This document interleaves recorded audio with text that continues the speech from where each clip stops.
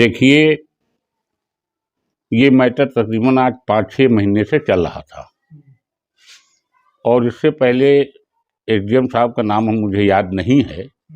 उनके सामने दोनों पार्टियों के कागज को मांगा गया और उन्होंने कागज देखने के बाद वो समझ गए कि इसके अंदर कहीं ना कहीं कोई ना कोई मामला घालमेल है।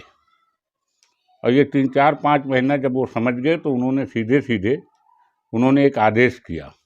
वो मैं आदेश भी आपको दिखाना चाहूँगा। ये तकरीबन 4-5 महीने पहले का ये आदेश है हमारे पास।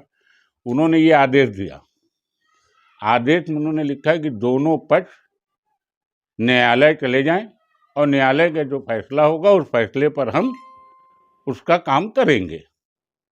आज ये 5 महीने 4 महीने के बाद अचानक 12 बजे दिन में, तकरीबन 10 साढ़े 10 बजे दिन में एक प्रभात लेखपाल कोई है, उसने हमको फ़ोन किया और उन्होंने फ़ोन करके ये कहा कि साहब ऐसा है कि आप ज़रा सा वहाँ उसी ज़मीन पे आ जाइएगा।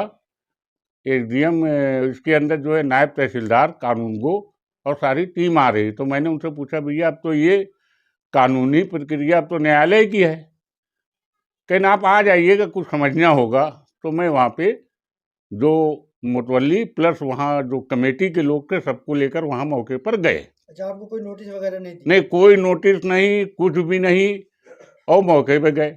जब मौके पे वहाँ पहुँचे तो नायब तहसीलदार साहब जो थे उन्होंने ये कहा कि हम राजस्व की ज़मीन जो है उसको एसडीएम साहब ने कहा है कि अपनी अलग कर लो। तो मैंने उनसे कहा ये 366 जो है, 566 जो है, ये पूरा एक ही रकबा है और किसी ने किसी को बेच दिया, किसी ने क्या किया, मगर ये 566 40 डिसमिल का जो रकबा है ये कब्रिस्तान दर्ज है वक्फ बोर्ड के अंदर। अगर वक्फ बोर्ड में ये दर्ज नहीं होती तो हमसे इससे मतलब नहीं था। मैं मुतवल्ली हूँ, इसलिए मेरी जिम्मेदारी बनती है कि उसकी रक्षा करना।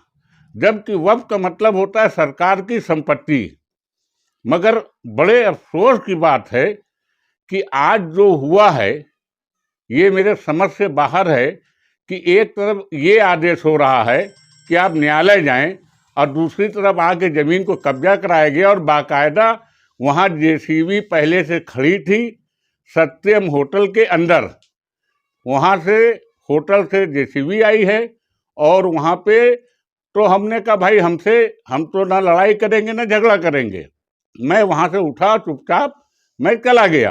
कब्जा किसके द्वारा किया जा रहा है? अगर राजस्व टीम आई है सीमांकन करवाने तो कब्जा किसके द्वारा किया जा रहा है? ये राजस्व की टीम जो आई है, ये इसका मतलब ये है कि कब्जा तो सत्यम का हो रहा है, मगर सो ये कर रहे हैं कि ये किसी जमाने में ये राजस्व को बेची गई है, जबकि राजस्व को ये जमीन नहीं बेची गई है।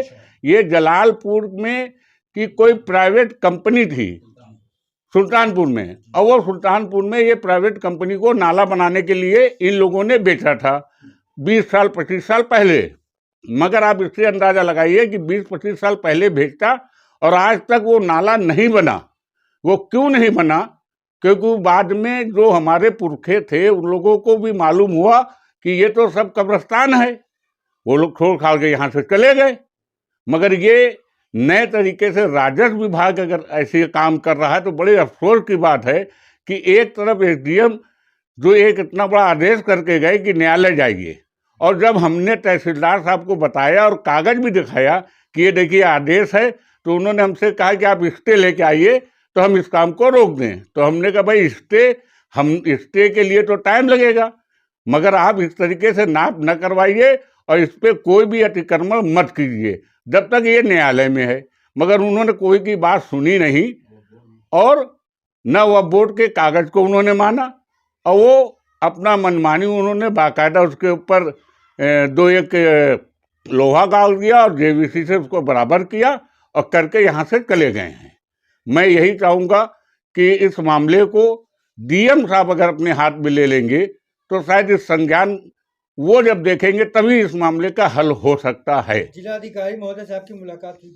नहीं, हम गए मगर लगातार आज मैं वहाँ 5 बजे तक खड़ा था, मगर लगातार वहाँ मीटिंग चल रही थी, जिसके कारण मजबूरी में हम सुबह से खड़े खड़े बासी मुँह थे हम लोग, और हम अपने घर वापस चले आए। आपको क्या डर है कि कुछ हो सकता है रात बिरात? हमको ऐसा लगता है कि रात बिरात वहाँ जिस तरीके से बालू गिरा है, जिस तरीके से सत्यम होटल में जेसीबी खड़ी है, रात बिरात कोई भी कुछ भी वो लोग कर सकते हैं। मैं जिला प्रशासन खासकर डीएम साहब से अपील करूंगा कि इसके ऊपर सख्त कार्रवाई करके इस काम को रुकवाया जाए, क्योंकि ये न्यायालय में चल रहा है। क्या नाम है आपका? अनवारुल हक गुड्डू, मैं इसका मुतवल्ली हूँ।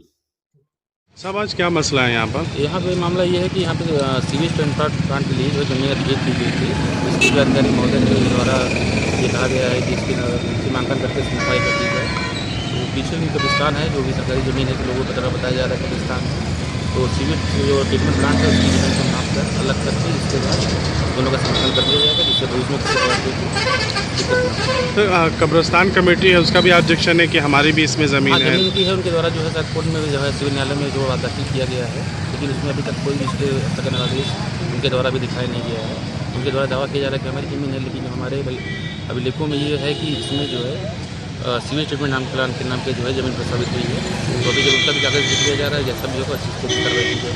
तो 566 जो नंबर है उसी में आपका सीवर प्लांट का भी है और कब्रिस्तान का भी है, तो वो मामला तो विचाराधीन है अभी कोर्ट में, कैसे? मेरा कोई स्टे अभी नहीं दिखाया गया है, जब स्टे अगर कोई कागज़ दिखा दिया जाता है तो उसको भी लिख दिया जाएगा।